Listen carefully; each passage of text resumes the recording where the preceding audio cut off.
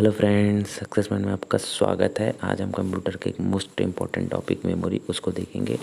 और यदि आपने मेरा जो पुराना वीडियो नहीं देखा है तो पहले जाके उस वीडियो को देखिए, लाइक कीजिए, शेयर कीजिए और सब्सक्राइब कीजिए और बेल आइकॉन को प्रेस कीजिए ताकि मैं जब भी वीडियो डालूँ तो सबसे पहला नोटिफिकेशन आपको प्राप्त हो सके। तो चलिए स्टार्ट करते हैं। मेमोरी, तो मेमोरी के दो प्रकार होते हैं, एक प्राइमरी मेमोरी होता है और एक सेकेंडरी मेमोरी होता है। तो आज का वीडियो प्राइमरी मेमोरी के ऊपर बेस्ड है और कल के वीडियो में हम सेकेंडरी मेमोरी के बारे में बात करेंगे। ठीक है, तो आज हम पढ़ेंगे प्राइमरी मेमोरी, देखेंगे कि प्राइमरी मेमोरी क्या होता है। ठीक है, स्टार्ट करते हैं कि प्राइमरी मेमोरी, तो प्राइमरी मेमोरी को क्या कहा जाता है? प्राइमरी मेमोरी को मेन मेमोरी भी कहा जाता है, आपको ये भी याद रखना है। ठीक है, तो मेन मेमोरी को क्या कहा जाता है? प्राइमरी मेमोरी, या प्राइमरी मेमोरी को कहा जाता है मेन मेमोरी कहा जाता है।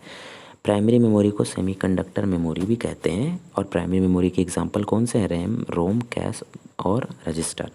तो प्राइमरी मेमोरी को सेमीकंडक्टर मेमोरी कहते हैं और प्राइमरी मेमोरी के एग्जांपल है आपके रैम है, रोम है, कैश मेमोरी है और आपके रजिस्टर हैं। इसलिए हैं क्योंकि ये प्राइमरी मेमोरी के जितने भी मेमोरी हैं ये सभी सेमीकंडक्टर मटेरियल से बने होते हैं, इसीलिए प्राइमरी मेमोरी को सेमीकंडक्टर मेमोरी भी कहा जाता है। ठीक है, और ये जो है स्लाइड मतलब टॉपिक, इसको मैं थोड़ा आने वाले स्लाइड में डिस्कशन करूँगा। ठीक है, अब देखते हैं कि प्राइमरी मेमोरी के प्रकार। प्राइमरी मेमोरी के दो प्रकार होते हैं, एक वोलाटाइल मेमोरी और एक नॉन वोलाटाइल मेमोरी। ठीक है, मेरे को वोलाटाइल मेमोरी और नॉन वोलाटाइल मेमोरी ऊपर लिखना था लेकिन मैंने नीचे लिख दिया। लेकिन प्राइमरी मेमोरी के दो प्रकार होते हैं, एक वोलाटाइल और एक नॉन वोलाटाइल। और ये जो वोलाटाइल मेमोरी के एग्जांपल हैं आपके ये रैम, और नॉन वोलाटाइल मेमोरी के एग्जांपल हैं आपके ये रोम, जिसमें से रोम के तीन प्रकार, पी रोम, ई प्रोम, डबल ई प्रोम। ठीक है, और रैम के दो प्रकार हैं, एस रैम और डी रैम। तो प्राइमरी मेमोरी के दो प्रकार होते हैं, एक वोलाटाइल मेमोरी, एक non volatile memory. Volatile memory के एग्जांपल रैम है और नॉन वोलाटाइल मेमोरी के एग्जांपल आपका रोम है। ठीक है, आगे चलते हैं। नॉन वोलेटाइल मेमोरी, सबसे पहले हम देखते हैं नॉन वोलेटाइल मेमोरी। तो नॉन वोलेटाइल मेमोरी क्या होता है? विद्युत सप्लाई बंद होने पर भी डेटा क्या होता है? बना रहता है। ऐसा मेमोरी जिसमें डेटा विद्युत सप्लाई को डिस्कनेक्ट कर देते हैं, ठीक है, उसके बाद भी उसमें डेटा जो रहता है, उसके बाद भी उसमें डेटा क्या रहता है? नष्ट नहीं होता। तो ऐसे मेमोरी को नॉन वोलेटाइल मेमोरी है। और उसके एग्जाम्पल आपकी ये रोम है। रोम के फुल फॉर्म होता है रीड ओनली मेमोरी। ठीक है, तो रोम का एग्जाम्पल क्या होता है? Read only memory. यह स्थायी मेमोरी होता है। अब ये स्थायी मेमोरी होता है, इसको भी आपको याद रखना है कि यह स्थायी मेमोरी होता है। रोम क्या होता है? एक स्थायी मेमोरी होता है। क्यों होता है पता चलेगा अभी आपको। जिसमें कंप्यूटर का निर्माण के समय प्रोग्राम स्टोर कर दिए जाते हैं। ठीक है, इस मेमोरी में स्टोर प्रोग्राम परिवर्तित और नष्ट नहीं किए जाते। क्यों? क्योंकि रोम जो है एक स्थायी मेमोरी है। तो स्थायी मेमोरी है तो इसलिए इसमें जो प्रोग्राम जो डलता है इसको नष्ट नहीं किए जा सकते, केवल पढ़ा जा सकता है। इसलिए यह मेमोरी रीड ओनली मेमोरी कहलाता है।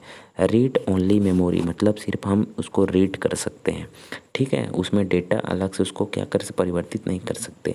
अब कंप्यूटर का स्विच ऑफ होने के बाद भी रोम संग्रहित डेटा नष्ट नहीं होता, अतः रोम नॉन वोलेटाइल मेमोरी कहते हैं। ठीक है, तो क्या बोल रहा है?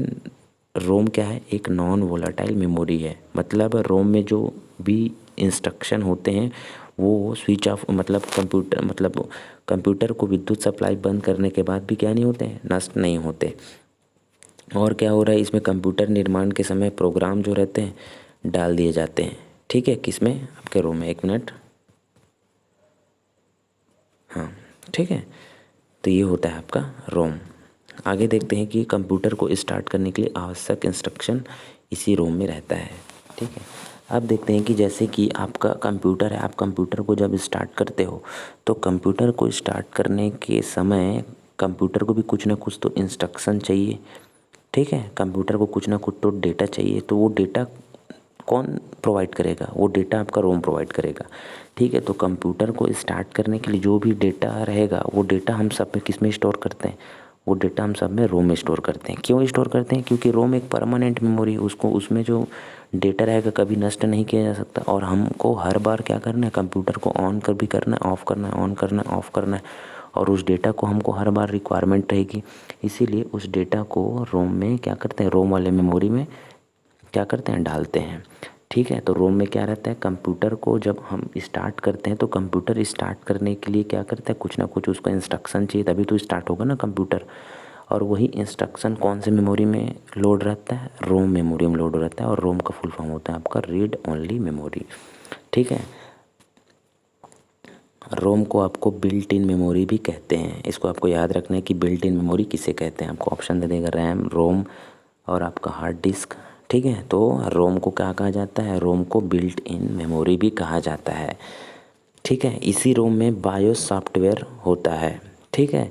ये बायोस क्या होता है, बेसिक इनपुट आउटपुट सिस्टम होता है। इसके बारे में भी हम डिस्कशन करेंगे आने वाले स्लाइड में, ठीक है। तो आपको सिर्फ इतना याद रखना है कि रोम क्या होता है। रोम एक नॉन वोलेटाइल मेमोरी है जिसमें डेटा विद्युत सप्लाई बंद करने के बाद भी क्या रहता है, परमानेंट रहता है, उसको रोम कहते हैं। और कंप्यूटर को जब हम स्टार्ट करते हैं तो स्टार्ट करने के लिए कुछ इंस्ट्रक्शन चाहिए रहता है, तो वो इंस्ट्रक्शन भी किस में लोड रहता है, आपके रोम में लोड रहता है, ठीक है। रोम को क्या कहते हैं, बिल्ट इन मेमोरी कहते हैं। और रोम में और क्या रहता है, रोम में बायोस रहता है। बायोस मतलब एक सॉफ्टवेयर है, वो रोम में डला रहता है पहले से, ठीक है। तो बायोस एक क्या है, फर्मवेयर है।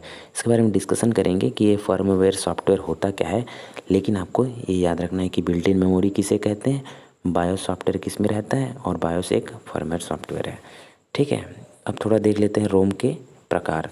रोम के 3 प्रकार होते हैं, जिसमें से पहला प्रकार है आपका पीरोम। पीरोम का मतलब होता है प्रोग्रामेबल रीड ओनली मेमोरी। आपको इसका फुल फॉर्म याद रखना है। पीरोम का फुल फॉर्म होता है प्रोग्रामेबल रीड ओनली मेमोरी। यह एक ऐसी मेमोरी है जिसमें एक बार डेटा संग्रहित होने के बाद इसे मिटाया नहीं जाता और नहीं परिवर्तित किया जाता है। प्रोग्रामेबल रीड ओनली मेमोरी मतलब ऐसा मेमोरी जिसमें एक बार डेटा हम डाल देते हैं, उसके बाद उस डेटा को कभी चेंज नहीं कर सकते, ठीक है, परिवर्तित नहीं कर सकते। तो ऐसे मेमोरी को प्रोग्रामेबल रीड ओनली मेमोरी कहा जाता है, ठीक है। सेकंड है आपका ईप्रोम। ईप्रोम का फुल फॉर्म होता है erasable programmable read only memory. ऐसा पीरोम की तरह, लेकिन इसमें संग्रहित प्रोग्राम पराबैंगनी किरणों के द्वारा मिटाया जा सकता है और नए प्रोग्राम संग्रहित स्टोर किए जाते हैं। मतलब पीरोम क्या होता है, पीरोम में हम डेटा को क्या करते हैं, स्टोर करते हैं। लेकिन पीरोम में क्या था, पीरोम में एक बार जब डेटा डालते हैं तो उसको परिवर्तित नहीं कर सकते। लेकिन ईप्रोम में क्या कर सकते हैं, एक बार डेटा डालने के बाद उसको क्या कर सकते हैं, इरेज कर सकते हैं। इरेज का मतलब क्या होता है, परिवर्तित होता है। तो वही है आपका ईप्रोम में क्या होता है, डेटा को डालने के बाद उसमें क्या किया जा सकता है, परिवर्तित किया जा सकता है।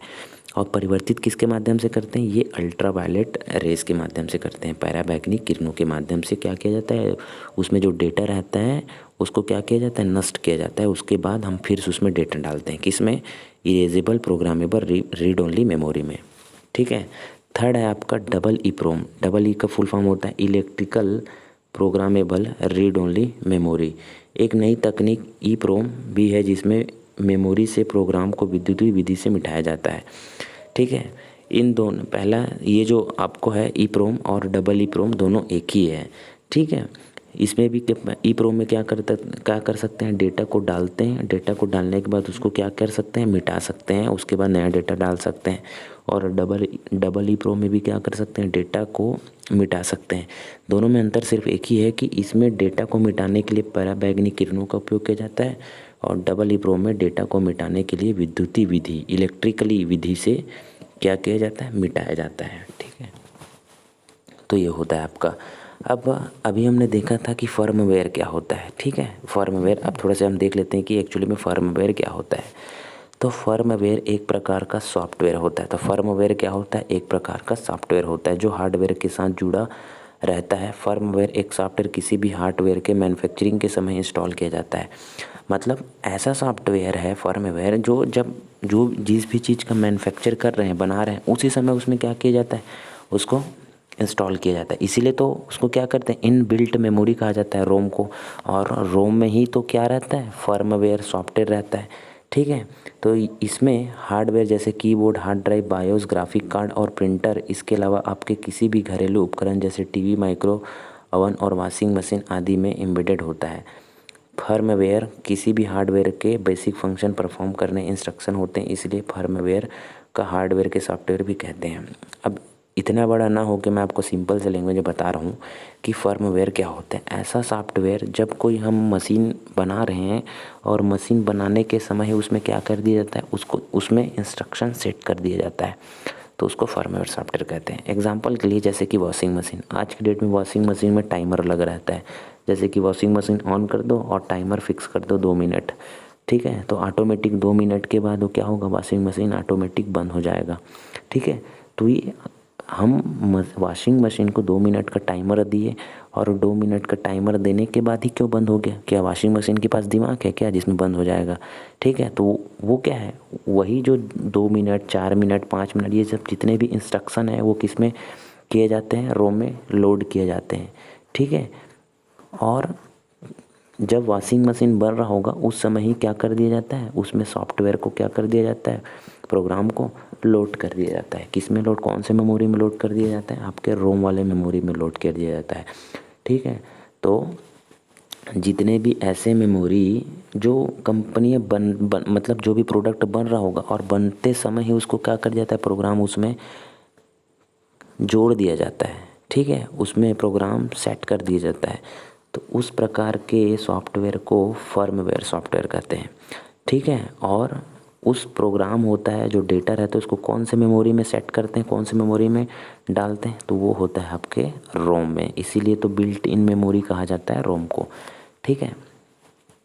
आगे चलते हैं कि रोम में डेटा फ्यूज लिंक के जरिए डालते हैं। रोम, ये रोम नहीं है, ये रोम है, ठीक है, ये रोम है। रोम में डेटा फ्यूज लिंक के जरिए डालते हैं और रोम में डेटा डालने को क्या कहते हैं, बर्निंग कहते हैं। तो रोम में डेटा डालने की प्रक्रिया को क्या कहा जाता है, बर्निंग कहा जाता है। इसको आपको याद रखना है, ठीक है। क्वेश्चन आया हुआ है 2 से 3 बार कि रोम में डेटा डालने की प्रक्रिया को क्या कहते हैं, डीबगिंग, बर्निंग, ऐसा कुछ आया था क्वेश्चन, तो क्या कहते हैं, बर्निंग कहा जाता है, ठीक है। आगे चलते हैं, कंसेप्ट है। मैं आपको एक कंसेप्ट शेयर करना चाहता हूँ, आप उस कंसेप्ट को पहले पकड़ना, उसके बाद आपको ऑटोमेटिक उस चीज़ आपको दिमाग में बसते जाएगा, ठीक है। तो कंसेप्ट क्या है, जब हमारे मोबाइल या कंप्यूटर में बहुत सारे प्रोग्राम एप्लीकेशन होते हैं। आप इमेजिनेशन कीजिए, आपके पास मोबाइल तो होगा और आपके मोबाइल में बहुत सारे क्या होंगे, एप्लीकेशन होंगे, समझ आ गया, एप्लीकेशन है। तो किसी प्रोग्राम को चलाते हैं तो प्रोग्राम उठकर रैम में आता है। कहने का मतलब ये है कि आपके मोबाइल में बहुत सारे एप्लीकेशन हैं। आपके मोबाइल में क्या बोलते हैं, जैसे कि गेम्स होंगे, आपके मोबाइल में जैसे कि अलग अलग WPS सॉफ्टवेयर होंगे, बहुत सारे सॉफ्टवेयर होंगे, वीडियो एडिटर होंगे, ठीक है। ये सभी तो क्या है, सॉफ्टवेयर हैं, ठीक है। तो जब आप उस सॉफ्टवेयर को रन करने के लिए अपने हाथों से क्लिक करते हो तो वो जो सॉफ्टवेयर है वो डायरेक्ट क्या होता है, आपके डिस्प्ले के सामने शो होता है, ठीक है। तो उसके पीछे जो कंसेप्ट होता है मैं आपको उसको बता रहा हूँ। तो क्या होता है कि जब भी हम किसी भी सॉफ्टवेयर को रन करने के लिए अपने उंगलियों के माध्यम से क्या करते हैं, टच करते हैं, ठीक है। तो जो सॉफ्टवेयर है वो सॉफ्टवेयर पहले क्या होता है, सबसे पहले उठ के वो रैम में आता है, ठीक है, रैम में आता है। और रैम में आने के बाद CPU क्या करता है, उस जो सॉफ्टवेयर हमको क्या चाहिए, वो सॉफ्टवेयर हमको अपने मोबाइल स्क्रीन पर चाहिए, इसलिए हम उसको क्लिक किए और ये सॉफ्टवेयर रैम में उठ के आएगा। अब CPU क्या करेगा, इस एप्लीकेशन को प्रोसेस करेगा तभी तो आप अपने मोबाइल स्क्रीन पर देख सकते हो ना। तो ये CPU क्या करेगा, रैम से क्या करेगा, डेटा लेगा। किसका डेटा लेगा, जो एप्लीकेशन आपको खोलना है, ठीक है। और डेटा लेने के बाद CPU क्या करेगा, उस एप्लीकेशन को प्रोसेस करेगा और प्रोसेस करने के बाद आपके स्क्रीन पे क्या करेगा, प्रदर्शित करेगा। ये एक नॉर्मल फंक्शन है कि कोई भी एप्लीकेशन ऐसे ही काम करता है, ठीक है। तो कहने का मतलब ये है कि आप कोई भी एप्लीकेशन हो गया, कुछ भी चीज़ आप अपने मोबाइल पे रन करते हो वो सबसे पहले कौन से मेमोरी में जाता है, वो सबसे पहले रैम में जाता है। उसके बाद वो जो एप्लीकेशन उसको प्रोसेसिंग का काम कौन करता है, माइक्रो प्रोसेसर करता है, जिसको CPU भी कहते हैं, ठीक है।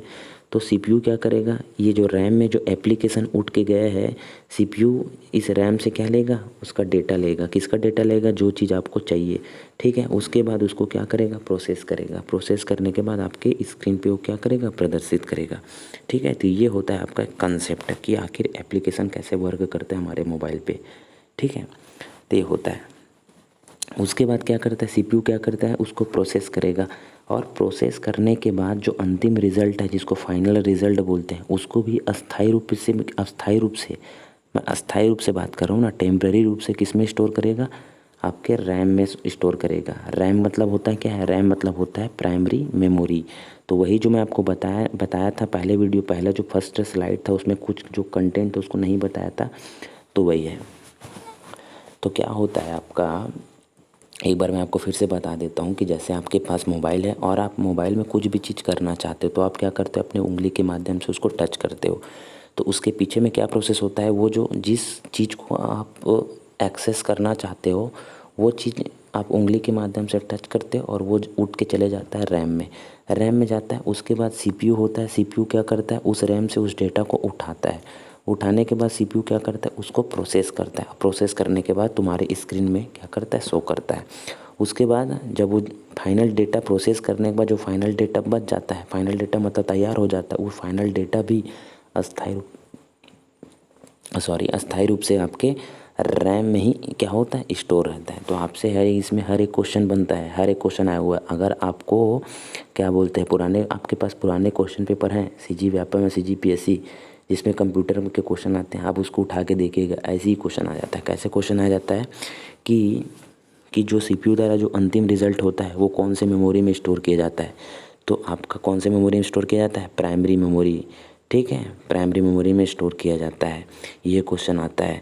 उसके बाद आता है कि क्या बोलते हैं कि हम जब कोई भी डेटा को एक्सेस करते हैं तो सबसे पहले वो जाके कौन से मेमोरी में स्टोर होता है, तो वो होता है आपका रैम में। ठीक है, और सबसे उसके बाद है जैसे कि माइक्रो प्रोसेसर किसी भी डेटा को क्या करता है, उसके डेटा को एक्सेस करता है। तो माइक्रो प्रोसेसर उस डेटा को एक्सेस करने के लिए कौन से मेमोरी का यूज़ करता है, तो आपका प्राइमरी मेमोरी। प्राइमरी मेमोरी मतलब आपका रैम हो गया। ठीक है, तो ये रैम का है, इसीलिए रैम को वर्किंग मेमोरी भी कहा जाता है। ठीक है, तो रैम को वर्किंग मेमोरी भी कहा जाता है। क्यों कहा जाता है, इसके पीछे भी लॉजिक वही है आपका। कहने का मतलब ये है कि आप जैसे कि आप कोई भी मोबाइल में कोई भी एप्लीकेशन यूज़ करते हो, सबसे पहले वो रैम में जाता है। अगर रैम ही नहीं रहेगा तो आप उस एप्लीकेशन को यूज़ कर ही नहीं सकते। ठीक है, रैम है तभी आप उस एप्लीकेशन को यूज़ कर सकते हो, और यूज़ कर रहे हो तभी तो आप उस एप्लीकेशन को क्या कर रहे हो, अपने डिस्प्ले में देख रहे हो। इसीलिए रैम को वर्किंग मेमोरी भी कहा जाता है और रैम को डिस्प्ले मेमोरी भी कहा जाता है। तो कौन से मेमोरी को वर्किंग मेमोरी कहते हैं, रैम को। कौन से मेमोरी को डिस्प्ले मेमोरी कहते हैं, आपके रैम को। ठीक है, ये तो था आपका कंसेप्ट। ठीक है, अब देखते हैं वोलाटाइल मेमोरी या नॉन वोलाटाइल मेमोरी या अस्थायी मेमोरी। आपसे मैंने बात किया था नॉन वोलाटाइल मेमोरी के बारे में, अब बात करेंगे वोलाटाइल मेमोरी के बारे में। तो नॉन वोलाटाइल मेमोरी में क्या था, विद्युत सप्लाई बंद कर देने के बाद भी डेटा क्या रहता था, ज्यों का त्यों रहता था। और वोलाटाइल मेमोरी में क्या होता है, विद्युत सप्लाई बंद होने के बाद भी डेटा क्या हो जाता है, नष्ट हो जाता है। इसका एग्जांपल है आपका रैम। ठीक है, मैं आपको एक चीज़ बता रहा हूँ, जैसे कि हम कंप्यूटर चलाते रहते हैं। ठीक है, कंप्यूटर चलाने के बाद अचानक से लाइट ऑफ हो जाता है। ठीक है, तो क्या बोलते हैं हम, जल्दी तुरंत उस फाइल को क्या करते हैं, सेव करते हैं कि नहीं करते हैं। ठीक है, अगर हम उस फाइल को सेव नहीं करेंगे तो क्या हो जाएगा, लाइट ऑफ होने के बाद अगर कंप्यूटर बंद हो जाता है तो उसमें हम जो भी कार्य करते रहेंगे, है ना, वो डेटा तो नष्ट हो जाएगा। इसलिए हम उस मोबाइल क्या करते हैं, उस डेटा को सेव करते हैं। ठीक है, सेव नहीं कर रहेंगे तो लाइट ऑफ होने के बाद क्या हो जाता है, वो डेटा नष्ट हो जाएगा। क्यों, क्योंकि वो जो डेटा आप सेव कर रहे हैं वो पहली बात तो एक आउटपुट डेटा है, और मैंने अभी आपको बताया कि डेटा अस्थायी रूप से कहाँ पे स्टोर रहता है, आपके रैम में होता है। और ये क्या हो रहा है, विद्युत सप्लाई बंद होने के बाद डेटा क्या हो जाता है, नष्ट हो जाता है। मतलब किसकी बात हो रहा है, रैम की बात हो रहा है। ठीक है, अब रैम के भी दो प्रकार होते हैं, आपका एक एस रैम और आपका एक डी रैम। रैम के कितने प्रकार होते हैं, दो प्रकार होते हैं, एक एस रैम और एक आपका डी रैम। एस रैम के टाइप होते हैं स्टैटिक रैंडम एक्सेस मेमोरी, और डी रैम के टाइप होते हैं dynamic access memory. S RAM के टाइप कौन से हैं, स्टैटिक रैंडम एक्सेस मेमोरी, और डी रैम के टाइप है आपका डायनेमिक रैंडम एक्सेस मेमोरी। तो बार बार रिफ्रेश करने की आवश्यकता नहीं होती, बिजली सप्लाई बंद होने पर भी डेटा अगली बार कंप्यूटर ऑन होने तक रहता है। इसका उपयोग कैश मेमोरी के रूप में किया जाता है। तो एस रैम का मतलब होता है कि उसको बार बार रिफ्रेश करने की आवश्यकता नहीं होती। क्या होता है, रिफ्रेश का मतलब ये होता है हम किसी भी चीज़ को रिफ्रेश करते हैं, कहने का मतलब होता है कि हम उसको इलेक्ट्रिकली क्या कर रहे हैं, उसको सिग्नल दे रहे हैं। ठीक है, तो रैम एक ऐसा मेमोरी होता है जिसको बार बार रिफ्रेश करने की आवश्यकता नहीं होती। ठीक है, और रैम का उपयोग जो हम सुनते हैं ना, कैश मेमोरी, तो ये जो एस रैम है यही कैश मेमोरी होता है। तो एस रैम को यूज़ किस में करते हैं, कैश मेमोरी बनाने के लिए किया जाता है। ठीक है। तो आपसे क्वेश्चन पूछेगा कि एसरैम का पहली बात फुल फॉर्म क्या है, तो स्टैटिक रैंडम एक्सेस मेमोरी। कौन सा ऐसा मेमोरी जिसको बार बार रिफ्रेश करने की आवश्यकता नहीं होती, तो उसका आंसर है आपका S RAM, static random access memory. Cache memory बनाने के लिए किसका यूज़ किया जाता है, तो S RAM, static random access memory. ठीक है। अब देखते हैं आपका D RAM, dynamic random access memory. इसमें क्या होता है, डेटा को बनाए रखने के लिए बार बार रिफ्रेश करना पड़ता है। तो इसमें क्या होता है कि इसमें डायनेमिक मेमोरी रहता है। डायनेमिक मेमोरी में क्या रहता है, डेटा रहता है, लेकिन इस डेटा को बनाए रखने के लिए बार बार रिफ्रेश करना पड़ता है। ठीक है, तो इसको डायनेमिक रैम बोलते हैं। तो आपसे क्वेश्चन पूछा जाएगा कि ऐसा मेमोरी का नाम बताइए जिसमें क्या बोलते हैं, बार बार उसको रिफ्रेश करना पड़ता है, तो आपका डी रैम है। अब डी रैम मतलब डायनेमिक एक्सेस मेमोरी। अब उसके बाद है मदरबोर्ड पर खाली स्लॉट रैम लगाकर बढ़ा सकते हैं। एक चीज़ हमेशा याद रखना है, अगर क्वेश्चन कभी पूछ लिया जाता है आपसे, अभी तक ये क्वेश्चन नहीं आया हुआ है लेकिन आने की संभावना है इसमें। जैसे कि पूछ लिया जाता है कि रैम का लोकेशन कहाँ पे होता है हमारे कंप्यूटर के अंदर, मदरबोर्ड सॉरी क्या बोलते हैं, हमारे जो कंप्यूटर जो हम देखते हैं बाहर से, उसके अंदर में जो रैम का लोकेशन कहाँ होता है, तो रैम का लोकेशन होता है आपके मदरबोर्ड में। मदरबोर्ड में स्लॉट्स बने होते हैं, उसी स्लॉट्स में रैम को लगाया जाता है। ठीक है, तो आपका पूछा जाए कि रैम का लोकेशन कहाँ पे होता है, तो मदरबोर्ड में होता है। आगे चलते हैं। दो स्लॉट्स होते हैं रैम को लगाने के लिए, दो स्लॉट्स होते हैं। एक है आपका सिम, जिसका फुल फॉर्म है single inline memory module. Full form को आपको रटना ही है क्योंकि फुल फॉर्म से ही आपसे क्वेश्चन बनता है। तो सिम और एक आपका डीम्स। तो डीम का फुल फॉर्म होता है ड्यूअल इनलाइन मेमोरी मॉड्यूल, और यह 64 बिट का होता है। और एक मिनट,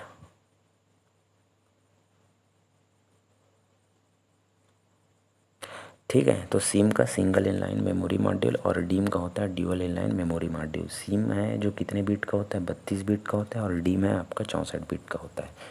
ठीक है। तो सिम कितने जो सिम है उसका फुल फॉर्म क्या होता है, सिंगल इनलाइन मेमोरी मॉड्यूल, और डीम का होता है dual inline memory module. SIM 32 bit का होता है और डीम 64 बिट का होता है। आगे चलते हैं कैश मेमोरी। ठीक है, कैश मेमोरी क्या होता है, कैश मेमोरी देख लेते हैं। सीपीयू डेटा एग्जीक्यूट करने के लिए प्राइमरी मेमोरी से डेटा लेता है। मैंने आपको क्या बताया, प्राइमरी मेमोरी मतलब ये इंडिकेट कर रहा है रैम के ऊपर। ठीक है, मैंने आपको क्या बताया, सीपीयू मतलब आपके मोबाइल पे जो भी चीज़ आप देखते हो उसको प्रोसेस करने का काम कौन करता है, आपका सीपीयू करते हैं, जिसको माइक्रो प्रोसेसर भी कहा जाता है। अब हम कुछ भी चीज़ क्या करते हैं, इंस्ट्रक्शन देते हैं इनपुट डिवाइस के माध्यम से, लेकिन हम सीपीयू को डायरेक्ट इंस्ट्रक्शन नहीं देते। हम जो भी इंस्ट्रक्शन देते हैं पहले वो जाके क्या होता है, रैम में जाके वो क्या होता है, लोड मतलब रैम में जाके स्टोर हो जाता है। उसके बाद जो माइक्रो प्रोसेसर होता है वो रैम से क्या करता है, डेटा उठाता है। ठीक है, तो ऐसा टाइप का, जैसे यहाँ पे देखो चित्र बना हुआ है, मैं आपको बताता हूँ। तो सीपीयू डेटा को एग्जीक्यूट करने के लिए प्राइमरी मेमोरी मतलब रैम से क्या करता है, डेटा को लेता है। इससे सीपीयू रैम से डेटा प्राप्त करने की गति थोड़ा धीमी होती है। क्या होता है कि जब भी हमको कोई भी चीज़ एग्जीक्यूट कराना है, जैसे कि हमको फाइल देखना है, गेम खेलना है, तो हर चीज़ एग्जीक्यूट प्रोसेसिंग का काम कौन करेगा, रैम ही तो सॉरी माइक्रो प्रोसेसर ही करेगा ना। और वो माइक्रो प्रोसेसर कहाँ से डेटा लेगा, आपके प्राइमरी मेमोरी मतलब रैम से डेटा लेगा। लेकिन माइक्रो प्रोसेसर रैम से जब डेटा लेता है तो थोड़ा सा जो उसका जो स्पीड रहता है कम हो जाता है। मतलब कम स्पीड से क्या होता है, डेटा उसको लेता है। तो जब कम स्पीड से डेटा लेगा तो जो प्रोसेसिंग का काम भी कम स्पीड में करेगा, और कम स्पीड में जब प्रोसेसिंग का काम करेगा तो आपको थोड़ा वेट करना पड़ेगा। ठीक है, तो यही बोल रहा है। और जबकि क्या होना चाहिए, हर काम बहुत जल्दी होना चाहिए, चाहे कंप्यूटर के द्वारा हो चाहे इंसान के द्वारा हो। ठीक है, ऐसा बोल सकते हैं।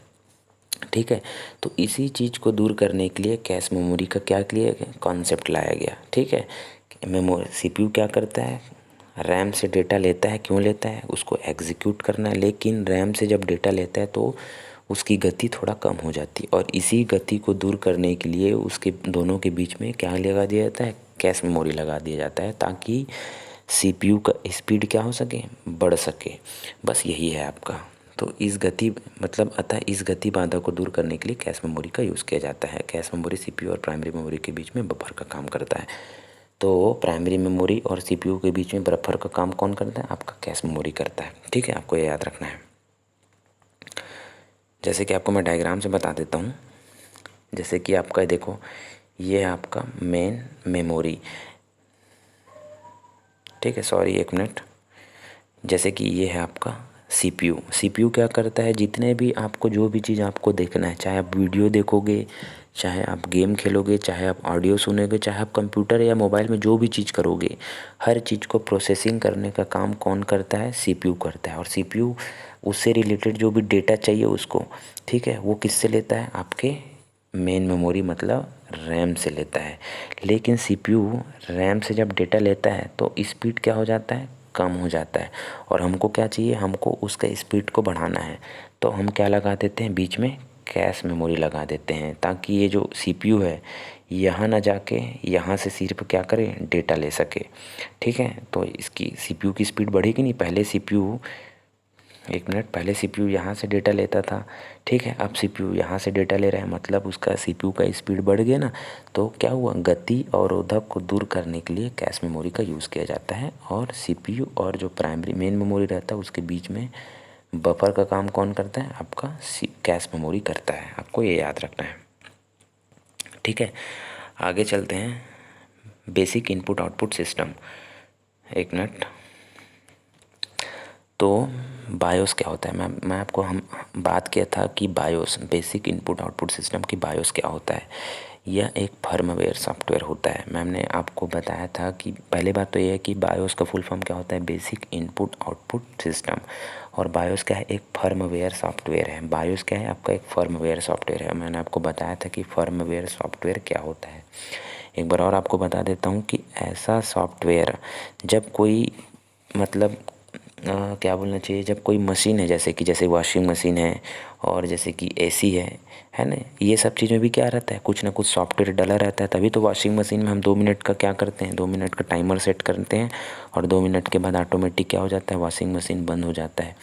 तो ऐसा सॉफ्टवेयर जब मशीन को बनाते समय ही उसमें क्या कर दिया जाता है, प्रोग्राम को स्टोर कर दिया जाता है, उसे फर्मवेयर सॉफ्टवेयर कहा जाता है, ठीक है। सिर्फ उसी प्रकार आपका फर्मवेयर सॉफ्टवेयर के एग्जांपल कौन है, आपका बायोस, ठीक है। इसीलिए बायोस को फर्मवेयर सॉफ्टवेयर कहा जाता है। तो बायोस क्या है, फर्मवेयर सॉफ्टवेयर, और बायोस के फुल फॉर्म क्या है, बेसिक इनपुट आउटपुट सिस्टम।